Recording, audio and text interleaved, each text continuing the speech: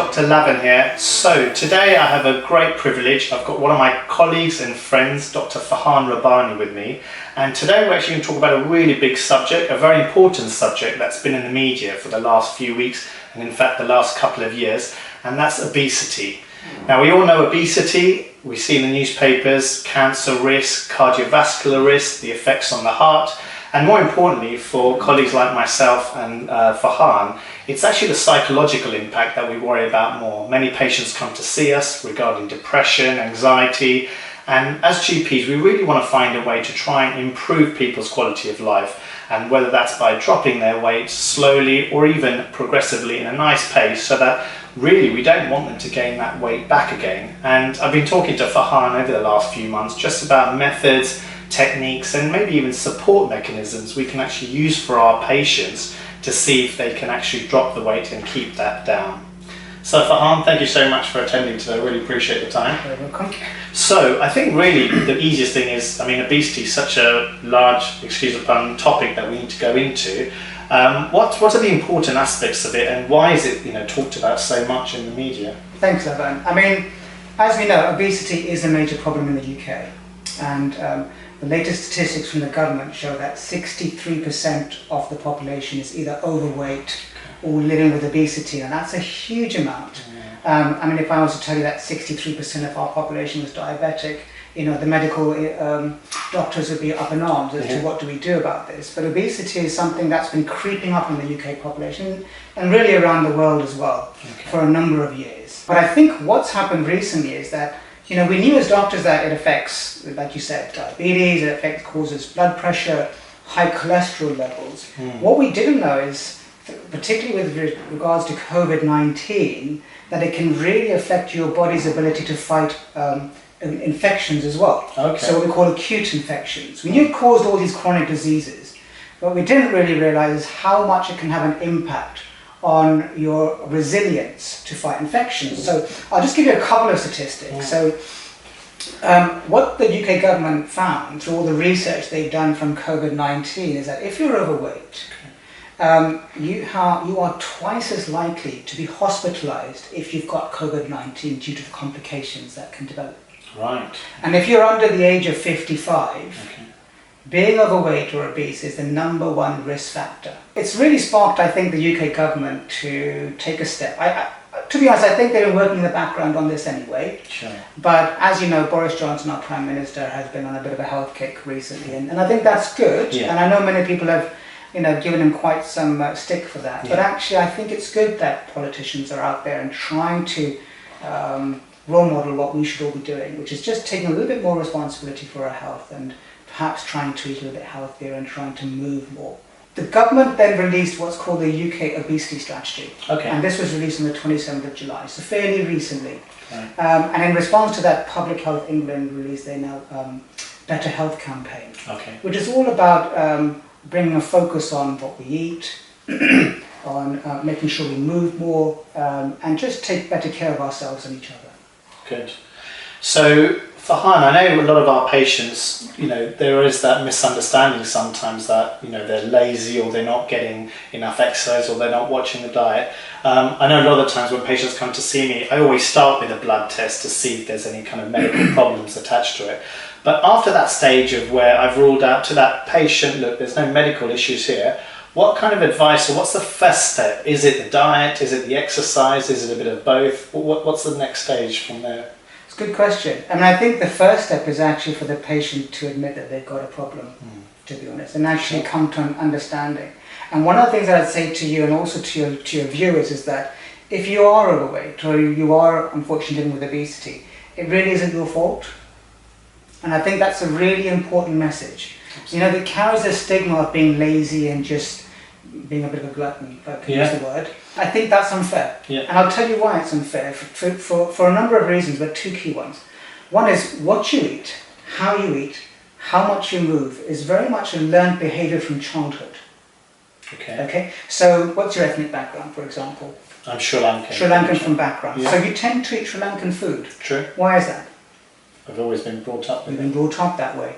So what happens is that not just in terms of the kind of flavors that you've been taught to kind of enjoy, but also the volume of food, how often you eat, is often taught by your parents. Sure. And it often explains why parents who are overweight tend to have overweight children. Yeah. Okay, Yeah. because the children are almost like a reflection of ourselves, our own habits and behaviors. So someone who's overweight as an adult, often they were overweight as children. Okay. Okay, because they were brought up in a way that was, and maybe that family wasn't particularly sporty, for example, they were quite a sedentary family. So the extra calories that they were having weren't being burnt off or used up. Okay. And so over years you get bigger and you kind of store that extra calories as fat on your skin. And then, so you've got the kind of behavioural aspect from when we were children and brought up. But then, you know, we're brought up as adults into a world that is what we call obesogenic. Okay. Obesogenic means it's an environment that is very conducive to us gaining weight. Okay. Okay. So, we're currently sitting in my practice in Wallington, for example. The moment you step outside, there's 2 schools there. Okay. And to the left and to the right, there's a fried chicken and chip shop on one side, and there's a fish and chip and Chinese takeaway shop on the other side. And really there are no other options for food in this area. A supermarket, a small convenience store, I won't name who it is. But you go in there and all the offers, the buy one get one frees, are on your confectionaries. They're on your sweets, they're on your biscuits. And that's where we're kind of nudging our population to have. So in terms of the healthier options, like the fruits, the vegetables, yogurt, whatever it might be, that's more less calorie dense and healthier for you. You never get the kind of incentives to eat those. So we kind of have the stack of cards kind of against us in that way. So, and then when you look at advertising on TV, particularly around children's programs and things like as well, there's a lot of advertising for the fast food chains. We all know who they are. And you know what, I'm not saying that you should never have these. Sure. It's absolutely fine to have a McDonald's once in a while, okay? But it's not every day, or it's not several times a week. And I think that's the message we need to get across, that look, it isn't your fault, but do admit that there is a problem here and that you want to change. Good. Okay. Then, in terms of the support, yes. I mean, there's so much advice you can give, but where do you start? Okay, so really, in the kind of plan that we created, we call it the Golden 5 plan. Okay. And it's centered on 5 things. Right. Okay. So the first aspect is nutrition. Okay. All right. The reason why we're overweight is because we eat more calories than we consume, more energy. Yes. Think of it like taking your car to the petrol station and filling up with fuel, and then taking it back there, but putting in more fuel than you burnt off. What would happen? Is that fuel would spill out of the gas tank and onto the floor. Not a good idea. Our bodies handle that excess fuel differently. We store it under the skin as fat. Okay. And really there's 2 types of fat. I just forgot to mention this point. Please. There's 2 types. There's subcutaneous fat, which is the fat that goes into the skin. That's the fat that we see and we look in the mirror and go, oh, need to lose a few pounds. But then there's also something called visceral fat. And this is the fat that lines the organs. We don't see this fat. If I was to scan your liver, we'd see it. It's often called non-alcoholic fatty liver. You may have heard that term. Well, you do know that term, of course you do.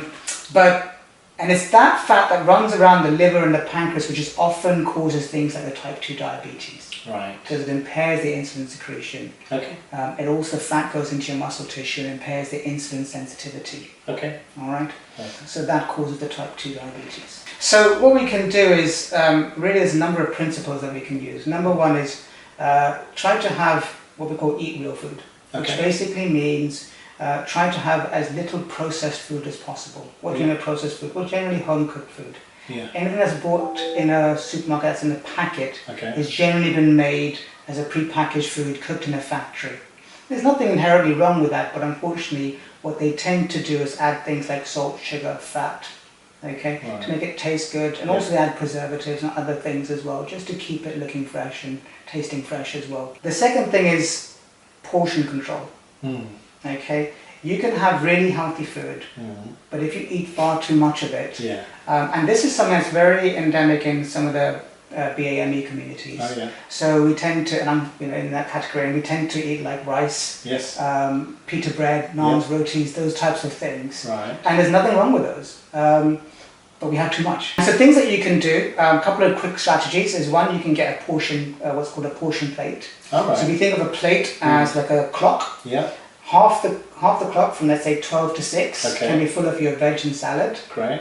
The next quarter can be your carbohydrate, wherever that is, like a roti or brown rice or whatever. Great. And then the last bit is your protein piece, whatever that might be. It could be lentils, it could be tuna, fish, it could be chicken or lamb, whatever you like. Good, good. And that's a really easy way to kind of visualize what your plate might look like. Yeah. And you can go on Amazon and actually buy these. Okay. Yeah, where it's already done for you in terms of an image. Okay. And the second thing you can go is kind of buy portion control pots as well. Okay.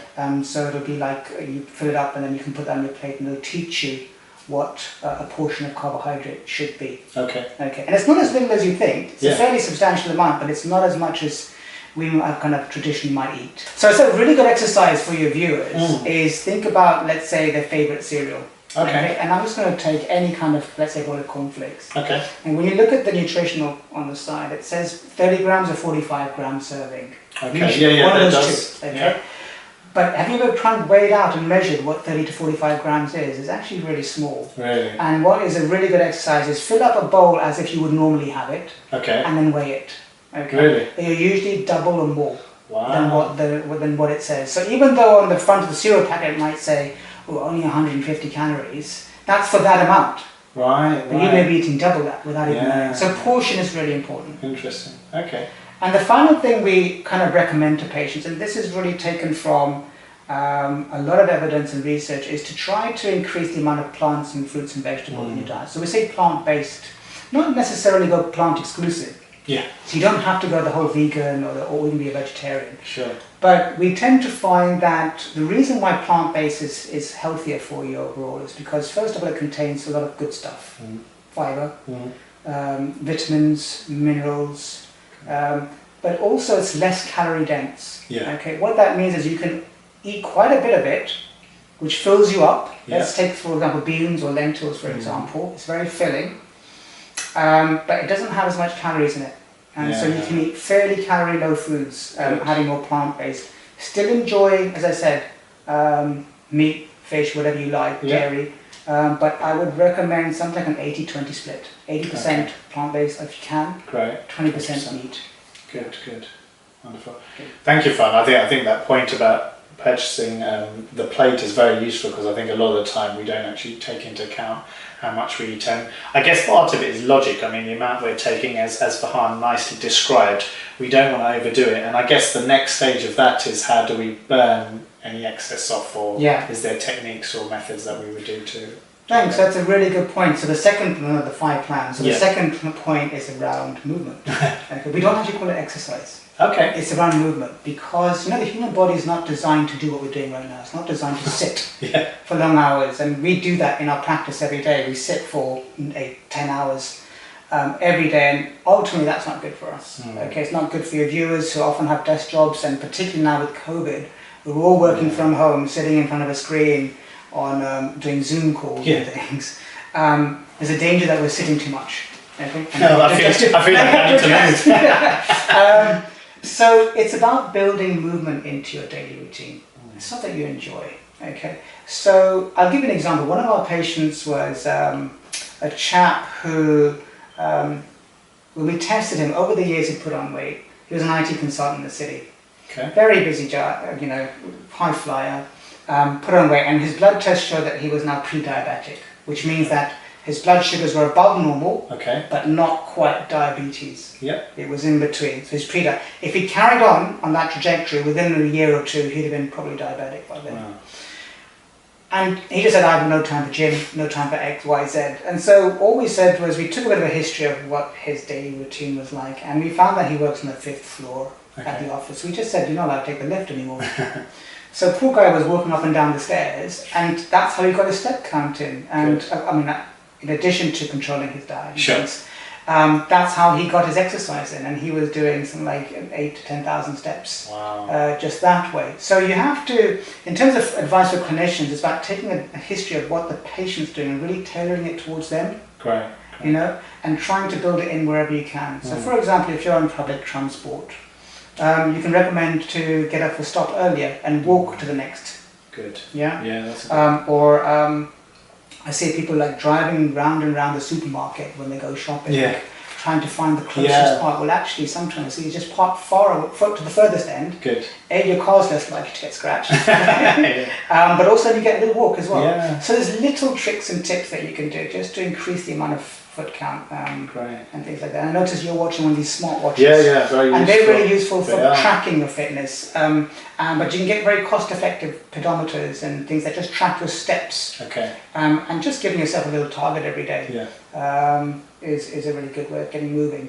Great. Yeah, it doesn't have to be gyms and things like that, Yeah. or high intensity. It's just about keep moving. Keep moving. Good.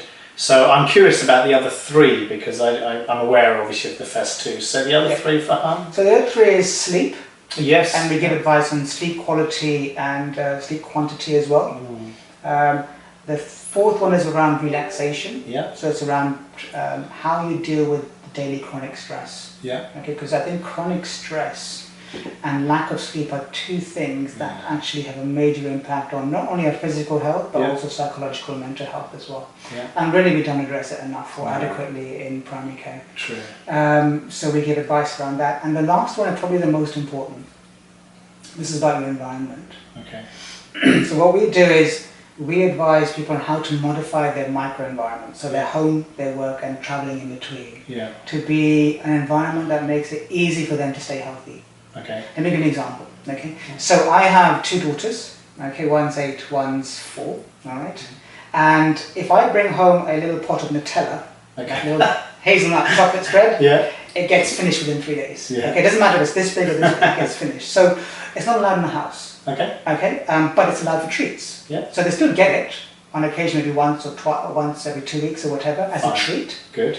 But they don't have it there. So it's an easy way to get rid of some extra calories that you don't need. Yeah. And you know yourself where your habits lie. So I, for example, struggle with having carbohydrates late at night. I need something crunchy. But yeah, so what you can do is swap it out for something else. Okay. So I quite like the carrot sticks. And actually another crunchy alternative which is relatively healthy is popcorn. Really? Yeah, pretty low calorie. Yeah. Don't get the real high sugary ones. You know, the toffee popcorn. No, but just homemade kind of popcorn that you can buy, just stick in the microwave. Great. It's actually relatively healthy and low calorie. Good, good. So there's different options, and you know, that's why it's really helpful. I think one of the good things about primary care in England is we're now getting new roles coming in. So we're getting dietitians coming in, and we're getting nutritionists and other people coming, other skill sets to help people with this kind of advice. Because, as you know, doctors aren't very well trained on nutrition. So you went to medical school for how many years? 6 in total. 6 years. Yeah. And how many lectures did you have on nutrition? I can't even, probably 1, I'd say, max 2. I mean, if so many of the diseases that we treat are caused by overnutrition, you could say. True. It's really unusual to think, if you think about it, why we didn't get that training. The thing is we haven't, but we have other people who do. Yes. So dietitians, so we should lend use their support and help get them to help our patients. Good. And finally, Farhan, so far I'm learning a lot. Actually, I need to probably replay this back and learn myself. But I think it nicely goes on to my final question, is really that extra help. We talk about this kind of multidisciplinary approach, having more than one doctor, more than one department to help in these kind of managing conditions. And I know traditionally as a GP, having a dad also in general practice, it was always you just follow the doctor and just listen to what they have to say. But it is changing, the landscape is changing. And how have you adapted that in your practice or in things that you do outside to include other people? Because I think for me personally, sometimes there's a trust issue with some patients where they traditionally know Dr. Rabbani very well. If they have a problem about obesity, they only want to speak to you and will listen to what you have to say. How do we open it out to show actually what other people can offer as a benefit? Yeah, it's a really good question. And like I said, obesity is a very complex condition. It's caused by a multitude of factors. So you almost need like a multidisciplinary team. That is, in a team made up of different kind of skill sets.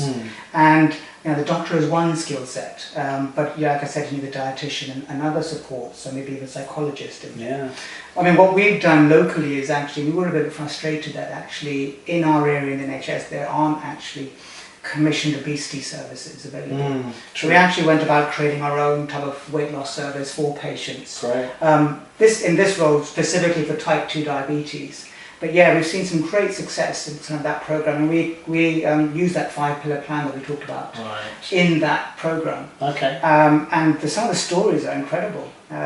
You know, we've seen patients lose anywhere between, on average, about 10.5 kilos over 3 months, which is about 24 pounds. Okay. Which is a huge amount of weight. Yeah. And you know, they feel better, they feel lighter, their joint pains get better, migraines tend to get better. Obviously, they feel lighter on their feet.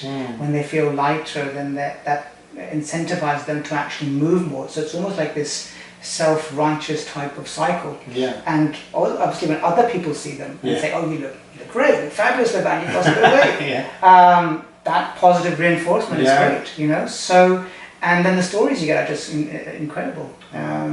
So they're really touching. It really keeps us motivated to keep going. We've traditionally had, not successfully, but tablets to help with kind of weight loss and things. Are we saying, look, actually giving hope to some of our patients that actually we don't actually necessarily have to go down the tablet form? If we follow these kind of basic principles, it can be done? That's correct. And there's lots of evidence that it can be done. A number of tablets are on the market to help, but they have, you know, from my experience, they have a significant number of side effects, particularly around gastrointestinal upset and things like that. So, you know, if you do want to seek tablets, you can go and see your GP about it. But, you know, even then, it's like sticking a plaster over an issue. It's not dealing with the underlying problem, which is your behaviour. Yes. And if you can get support from your doctor or a local service to help you address your behaviour, that would be the best thing. Wonderful. Thank you so much, Farhan. That's really helpful. I really appreciate that.